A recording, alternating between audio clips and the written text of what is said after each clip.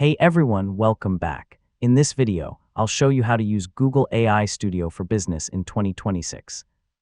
If you want to improve productivity, automate tasks, and create AI-powered business solutions, this guide will walk you through the basics step by step.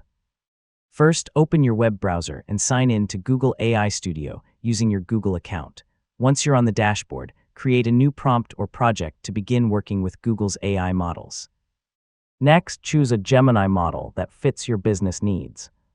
You can use it to draft emails, create marketing content, summarize reports, analyze information, brainstorm ideas, or generate customer support responses. Now write a clear and detailed prompt. Include your business goal, the type of response you need, the preferred tone, and any formatting requirements to help the AI produce more accurate results. Next, click Run or Generate and review the AI-generated response. If needed, refine your prompt by adding more context or adjusting your instructions until you achieve the desired output. If you want to automate business workflows, explore the API section and generate an API key. You can integrate Google AI Studio with your own applications to streamline repetitive tasks and improve efficiency. Continue testing different prompts and workflows to discover the best ways AI can support your daily business operations.